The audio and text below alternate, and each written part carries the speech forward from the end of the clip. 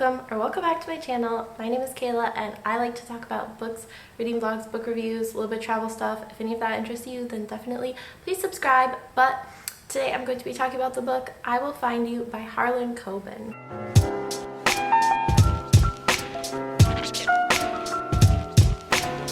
I cannot talk today. I am so tired. I Will Find You by Harlan Coben follows a man named, oh my gosh, why do I keep wanting to call him Richard? His name is David. And he is a father who was wrongfully convicted of his 3-year-old son's murder. And it's been 5 years since this murder and his subsequent incarceration in a super high security prison for the worst people. Very unsavory characters. And his family largely believe him to be guilty. And honestly, he even sometimes wonders if he didn't do it in his sleep or something like that, if he didn't do it in a fugue state, because the weapon was found with his fingerprints. There's just some really compelling evidence that points to the fact that he probably did do it, but he's like, no, I didn't, but maybe he did. I don't know. His family basically all believes he's guilty, and because of that, he really hasn't had any visitors just about the entire time he's been in this prison. Until one day when his journalist sister-in-law comes to visit. I think her name is Susan, but for some reason I really cannot remember. I'm pretty sure her name is Susan. So anyway, Susan comes to visit and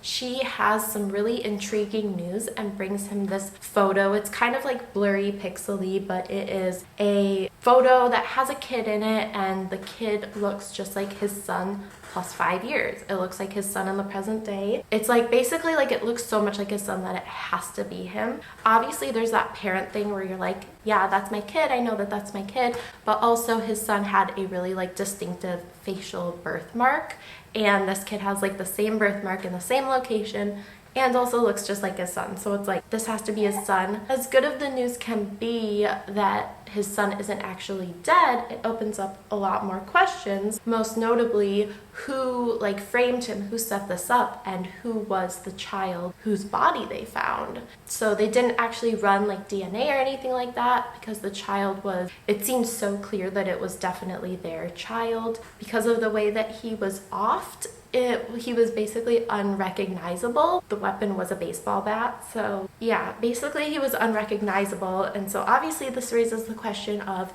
who set him up, who was this, and who this child was. So this new set of questions basically sets up the rest of the story and moves it along with his sister-in-law helping him break out of the high security prison.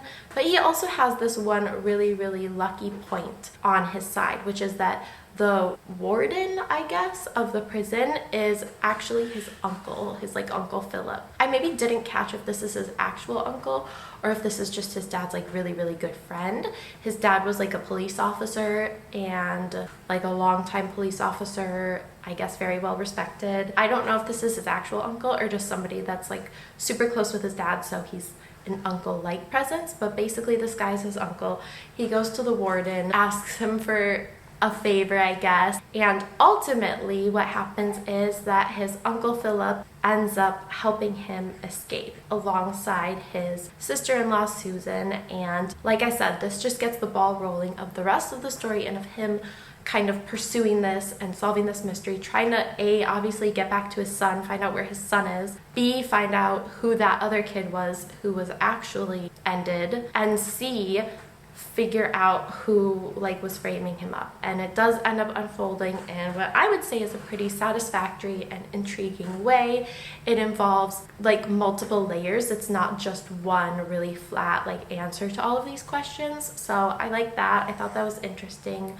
There's obviously a lot of interpersonal dynamics as well with his ex-wife, and she's got a new husband, and there's all these interpersonal dynamics at play, but nothing, not too much noise, but enough to be pretty intriguing. So I guess I'm already kind of getting into the review, so let me just get into my review. Really, for the most part, I enjoyed this book. I enjoyed the journey it took me on as a reader. I thought that it was, like I said, it had a really intriguing mystery at the heart of it, but it also had some interpersonal dynamics that made it more interesting as a human to watch, and made it so that the characters were interesting enough to care about, to want to know what's unfolding in the story. So I actually really liked that. I think that this main character had kind of the classic Harlan Coben character. It's like a male, what would be the main character maybe in like a 90s action, like The Fugitive. It gives me Liam Neeson Taken vibes. It gives me just the classic Harlan Coben protagonist vibes. I feel like a lot of his characters are kind of written in this vein, and there's nothing wrong with that. I actually think that this book does it the best of anything that I've read.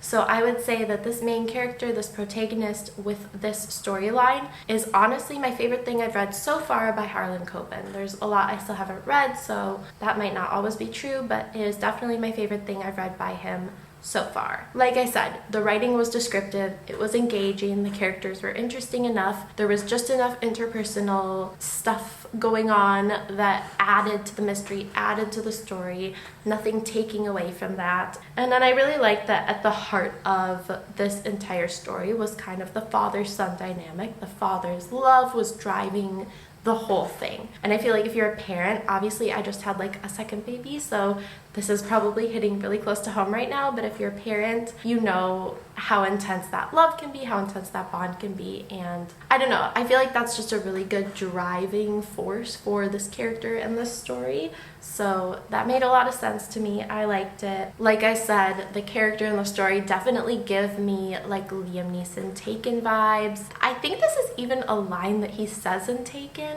Correct me if I'm wrong, but I'm pretty sure he even says like, I will find you. Yeah, he's like, I will find you and I will fill in the blank. I don't remember the last part. Great movie. Would love to see this made into a movie if they did it right. The overall story also I thought was really interesting. Like I said, I think the wrongful conviction had the breaking out of prison had like The Fugitive vibes, but really it was more intriguing. Like I think that once the mystery and the story really unfolds, it's actually pretty unique. It's got the vibes of a lot of what he's written before, but it's a pretty unique story. I kind of feel like you wouldn't exactly see everywhere that it went. I definitely didn't call it by any means. I did not see that.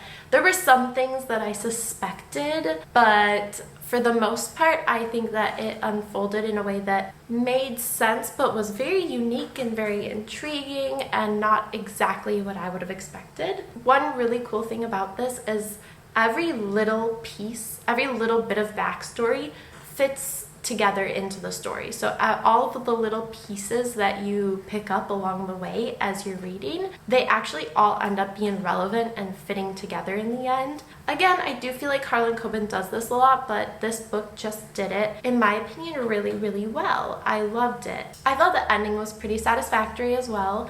I'm just not really going to get into it too much because spoilers, and I don't want to spoil, but I really liked the ending for the most part. It was pretty satisfying wrap up to this story. My personal rating would be about a 4.5 out of 5, and if I had to round it up or down, I'd probably round it down to a 4, but I might even round it up to a 5 because I really enjoyed it. I think I liked it better than anything else Harlan Coben that I've read before, and I just found it to be a pretty well-rounded book. And there's even like a hint, the tiniest hint of kind of romance stuff, but really not a lot at all. Like I said, the driving force in this book is a unique mystery and then like father-son relationship, like a very parent dynamic. So I really enjoyed that. I think that if that interests you, then you would probably really enjoy this. If you like the movie Taken, you'll probably enjoy this. If you like The Fugitive, you'll probably enjoy this. It wasn't quite as clever, I guess, as The Fugitive, but you know, it had a lot of those, again, the wrongful conviction,